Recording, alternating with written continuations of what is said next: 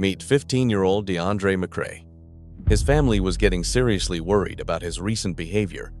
He was running with a rough crowd and trying to act tough through random acts of violence. Honestly, most days, his relatives had zero clue where he even was or what he was up to. One night, while hanging at the local park with his crew, McCrae picked a fight with 16-year-old Sedaris Sermons. McCrae spit right on him, and the other teen immediately lunged forward. McCrae drew a weapon and fatally shot Sermons in the neck. The teen fled the crime scene, but his mother and grandmother eventually forced him to turn himself in. We are with the main units. Do you know why you are down here today? Man, you really do not know why. Okay, tell me what you know about this shooting incident. You said what my grandma was telling me to come back to the house. Right. She told me that if I did not turn myself in by 10 o'clock, you guys were going to hunt me down. Okay, all right. Well, we actually did stop by your grandmother's house earlier today. That part is true. You were probably out running around with your boys or whatever. I have no idea. So, you are basically saying your grandmother is the one who told you why you are here. Tell me, are you high right now? No. Sir. Okay. So, you have not taken any drugs or anything like that today. Okay. Your grandma told you why you are here. Tell me, have you ever been over to Woodstock Park just down the street? Yesterday. Okay. When was the last time you were hanging out there? A couple days ago. Right. So, when you say a couple days ago, you mean about 2 days back. So, we are talking about Tuesday around that time. Right, thank you. Okay. Who exactly did you go to the park with? It was just me and my brother. And who is your brother? I really just know him as Zoe on Instagram. You know him as who's Zoe on Instagram. Zoe. Yeah? How long have you known Zoe? For a really long time. We played football together. McCrae and several other local teenagers had taken a rideshare down to the park. The group had 3 girls and at least 2 other boys. You look like you play football. Man, you got skills like that. What position did you play? I played receiver. Locking guys down. I stopped playing recently. I really do not think I will go back. You said you were locking stuff down out there. More like you were getting locked down. Hey, I was just asking you a question. Man, you honestly do not look like you were balling like that. You look decent. Who were you playing for? I played for Gilbert back then. After Gilbert, I just stopped playing. Okay, you should have stuck with football. Man, you seriously look like you are pretty fast or whatever. I have no idea. What was your 40 time? 4.9. Alright. So, you are telling me you have known Zoe for a long time, but you do not know his real name. Okay. And who else were you with? Just went to see some girls. Okay. Who are these girls? You got a girlfriend. One of my girls? Man, who is your girl? Her name is Haley. Okay. How long have you and Haley been dating? We have not been dating at all. We are just friends. We have been friends for a really long time. Okay. So, did you guys come straight from your grandmother's house?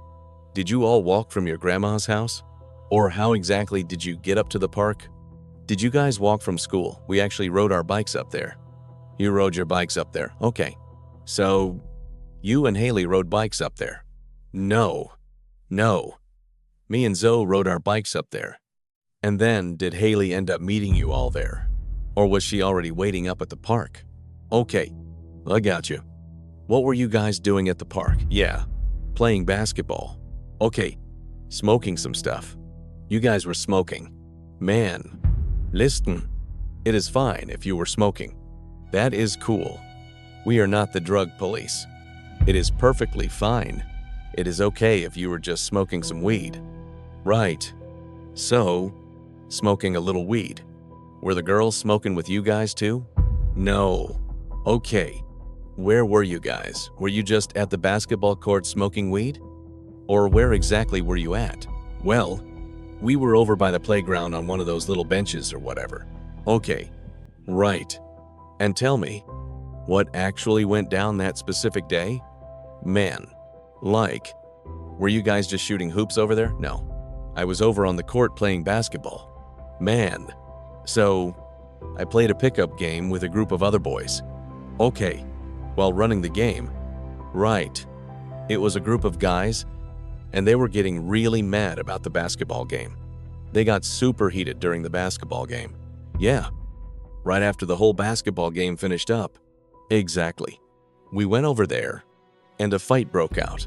We were playing basketball, and the next thing I know, I hear gunshots ringing out. You heard a shot. Everybody instantly started running away. Okay. McCrae's friends later informed the police that McCrae frequently carried a firearm, and they had actually spotted him holding it earlier that evening. Do you know what happened after that gunshot? No. I just ran. So you took off. Okay. So, did you turn your back before you heard a gunshot? Or did you just randomly hear a shot fire? We were literally just playing basketball. I heard a loud shot. I dropped low, got right back up, and bolted. I got you. I totally hear you. So, how exactly did you get back home after all that? We rode our bikes straight back. Okay. What kind of bike do you have from that wild day? Black and green. A black and green bike. Okay. So, you guys rode your bikes back, and then you just went straight into the house to chill out. Understood. So, did you catch wind of anything going down at the park? Yeah, I did. What exactly did you hear? My brother was telling me how some kid got shot out there, and he actually showed me. He was like, hey, the guy that got shot. They flashed his picture on the news. Wait, it was Instagram. They posted it. Who ended up posting it? It was on some girl's page. Do you know her handle? No. My brother just showed me. Got it. What were you wearing to the basketball game? Like, what kind of clothes did you have on when you were up there? I had on blue shorts and a blue shirt. A blue shirt. All right. And my black Air Forces. Black Air Forces. Okay. Let me just get this straight for the record. So you and your friends rode your bikes up to the court. You met the girls. Was it Haley you mentioned? Yeah. Haley? So Haley was up there with you. And you started playing basketball. An argument starts. And you hear a gunshot. Yeah. Sure. Okay. Did you spot anybody holding a weapon up there? No.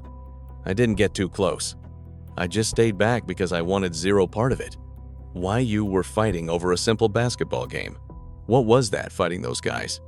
They were brawling. How many guys were there? And who exactly was throwing punches? It was like 4 or 5. Just a whole group of guys. A big group. Were there any girls? Did they have girls with them? No, because there were girls on the court anyway. I have no clue if they were together. But you didn't know those girls. You only knew the girls you brought. Got it. So who was fighting? Some random guys. I don't know them at all. So if it is just you and Zoe, who was fighting your enemies, they were not fighting us. They were fighting someone else. I didn't know those guys. Okay. Nobody seemed completely sure what started the brawl. But witnesses agreed McCrae was the one who approached Sermons. That is just crazy. So you bolted out of there. Never mind all that. You just heard a gunshot and ran. All right. Well, look at this photo for me. Was this the group right here? That is the group of people you saw? They look familiar. Right, okay. Yeah, that is the group. Correct. That is the exact crew of people you spotted. And these are the girls you hung out with. Because that is Haley. Right, okay. So that is you wearing the red hoodie. No. Okay, that is Haley. Right, yeah. Okay. So you are sitting between her legs because she is your girlfriend. Listen to me. Man, look me in the eye. Do you realize where you are? You are in the homicide interrogation room. This is probably the last time we sit down to talk. You need to come clean and be honest. Because you are lying. For starters, we already know you never showed up on a bike. Yep. And we also know about Zoe. Who exactly is Zoe? He is your boy. You have known him forever. What is his first name? What is his last name? You guys go way back. He is like a brother. I mean, I have to be straight with you. Man, Okay, yeah, that is fine. Totally fine. That is fine. Look, we know you did not play basketball. We know you are not smoking. We know you arrived with the girls in a cab. In a taxi, no. Listen, he is not asking if you took a cab here. We already have proof you got out of one. Okay, we know where your friends were. Look, I am just going to level with you and shoot it totally straight. It is time to finally make things right. Man, just lay it out and be 100% honest. You know what I mean. Right now, your story just looks terrible. It looks really bad for you as a suspect. So in that case, are you listening? Meh. So just take it back to square one. Be completely honest, because this is your life on the line. I am warning you. Listen closely. It is your future. Okay, this is your one chance to show genuine remorse to the family and finally tell the truth. What family? The family of the victim who died tonight? The kid who got murdered? I do not know anything. Man, okay, we know you didn't actually know him, but something went down. Whatever it was, tensions flared up and something sparked at that park.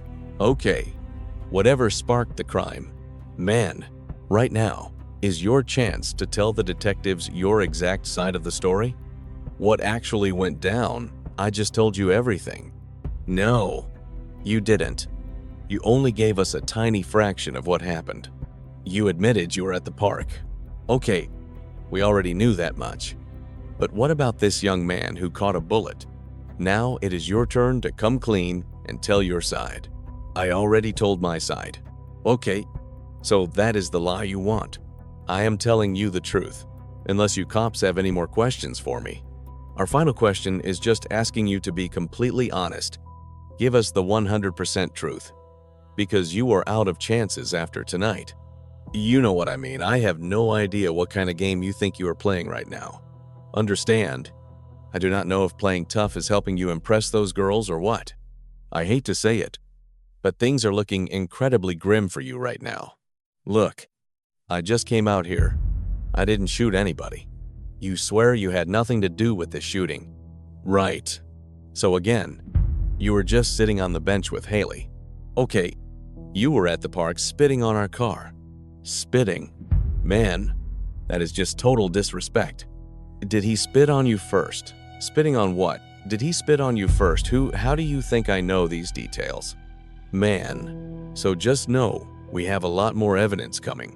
Can I see the guy you are talking about? I do not even know who you mean. As far as what? What are you even talking about? I am asking. What question do you want answered? Spit on someone. Right. You spat on our victim. He is dead. Spit on. Okay. You spit right at him. You spit on him. All right. Getting spat on was the final straw for Sermons. He lunged at McCrae, and McCrae instantly pulled his weapon and fired. How long have you been hanging around that side of town? How long have you stayed out there? Well, just over on the west side. How long have you lived out there? I do not live on the west side. Okay. Where do you stay, north side? Right. Are you known to carry a gun? No. No gun.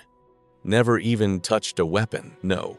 So, what about last year when you got busted sitting in that car? You did not get caught with a gun that time? No. No. I ended up getting arrested again. Yeah. No. Okay. So that was not your gun. We never got caught with a weapon. No gun. Okay. All right. So, back on Tuesday night at the park during that brawl, did anyone rush you with a gun or a knife? No. Okay. Got it. How far away were you when the shots rang out? At the court. At the court. About how far away? I do not know. I was just over at the basketball court. Can you guess the distance in feet or yards? Anything like that. I was not counting all that. No. Just how close were you? Could you clearly see their faces? No. I just saw a big group of people. Okay. Did anyone walk up and try to fight you? Explode on you? No. Yeah. No. Nobody pulled a weapon or aimed a gun right at your face. No. Sir. No one came out holding a knife. No. Sir. throw you to the ground and kick you or anything like that, yes. Sir, do you have any injuries anywhere? Like you have been beaten or stomped on? No. Sir. So, it was just you and Zoe up there. Right, yes. Sir. What was Zoe's full name again, Zoe? You did not know his first name. I told you I do not have to say that. My lawyer can answer that question for you. Okay. Is that what you are telling me right now? You want a lawyer? Yeah. Okay. All right. Fair enough. So, just so you are completely aware, you are being charged with murder. Okay. And possession of a firearm. Okay. We are going to step outside and handle some paperwork. But if you need something, or if you decide to talk, just knock on the door. All right. So, what did the police say? What actually happened? What you were saying at the end sounded like you were getting slapped with a murder charge. Well, I do not know what to say.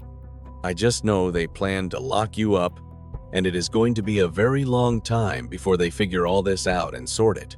But they were saying that they did not officially call him guilty or whatever. But they still have to figure it out. They need to get straight to the bottom of this investigation and see what happens. Like they told us, they have enough evidence to book you.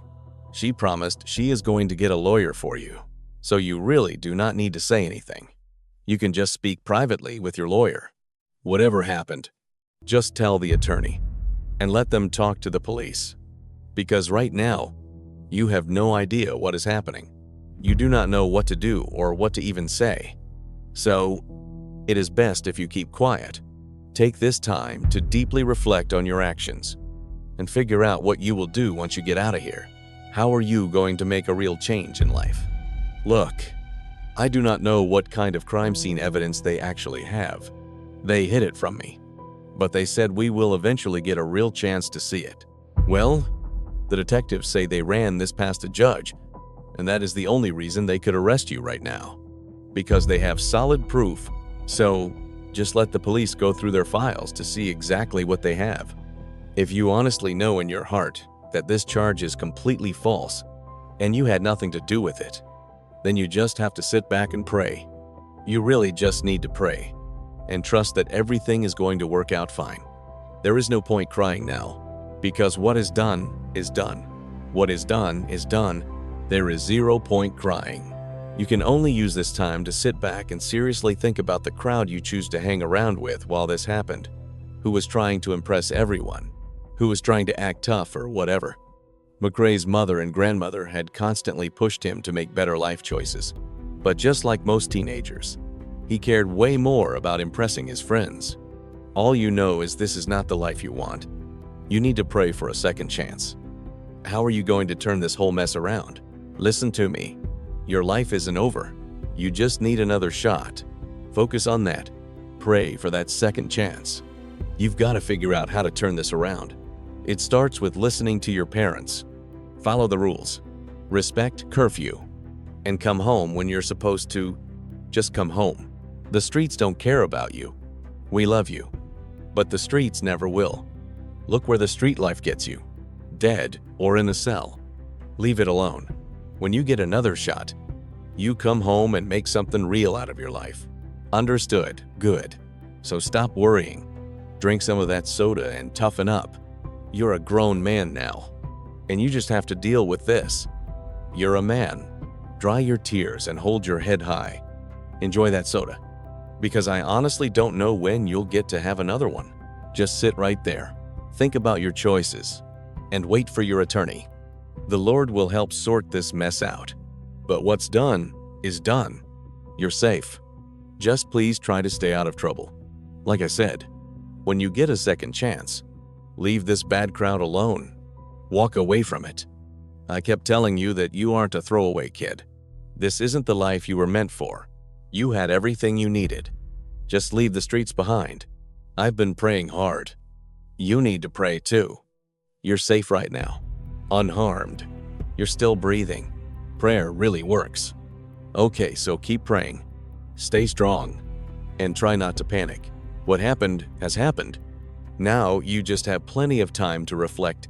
I'm not sure if your grandma is coming today, but don't sit in that cell crying all night long.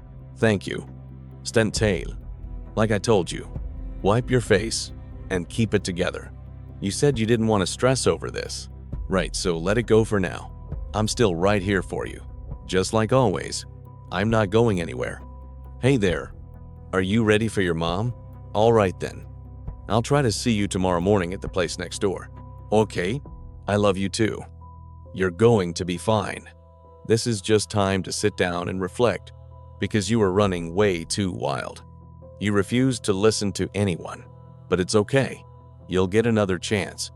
I know who you really are. My boy, you mean everything to me. We share the exact same blood.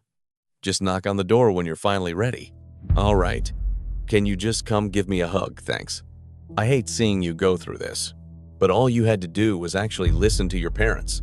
Listen to me. I don't know how any of this is going to turn out for you. I have absolutely no idea what happens next. None at all. I had to be honest and tell the police that I picked you guys up. I had to admit I gave you a ride, but I didn't know anything about the crime. I knew nothing, right from the start. I told you all to keep me out of it. Didn't I tell you exactly that? Yeah. All right.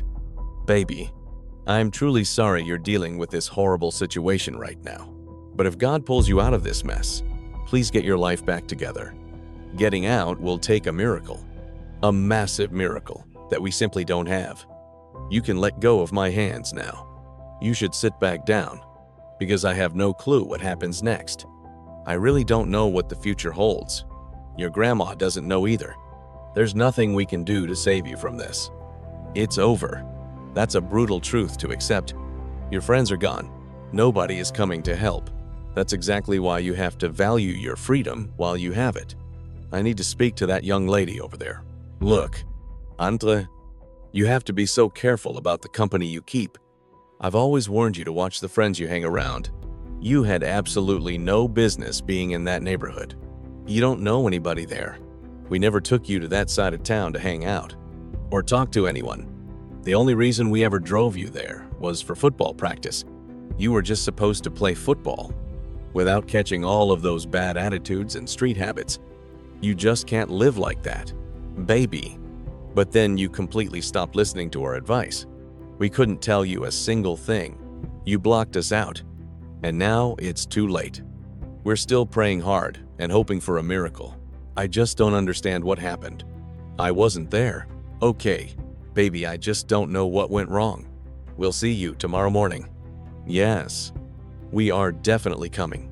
I'm not sure if you'll be allowed to speak to us or not, but we'll absolutely be there at sunrise. You're facing some very serious criminal charges, baby, and I'm glad your uncle sees it. McRae tried to put on a tough act in front of the police officers. Watching that tearful breakdown, you realize he really is just a kid. Let's hope that when he's finally released from prison, he actually turns his life around. This case is a heartbreaking reminder of how quickly a young life can be derailed by poor choices, peer influence, and unchecked anger. What started as small acts of aggression and the need to appear tough escalated into a moment that changed two families forever. One losing a child, the other losing freedom and future potential. A key lesson here is that pride and impulsive reactions can destroy everything in seconds. A single confrontation, fueled by disrespect and emotion, led to irreversible consequences. In that moment, there was no time to rewind, no chance to undo what had already been set in motion. It also highlights the powerful influence of environment, the people we surround ourselves with, the behavior we normalize, and the choices we repeat all shape the direction of our lives. When negative patterns go uncorrected, they grow until they eventually lead to tragedy. Most importantly, this story shows that being young is not a shield from responsibility. The law, reality, and consequences do not wait for maturity to catch up. Every action leaves a mark, and every decision carries weight, no matter how small it seems in the moment. In the end, this is more than a crime story. It is a warning about anger, influence, and lost potential. One moment of poor judgment can silence a future forever, while discipline and self-control can protect it.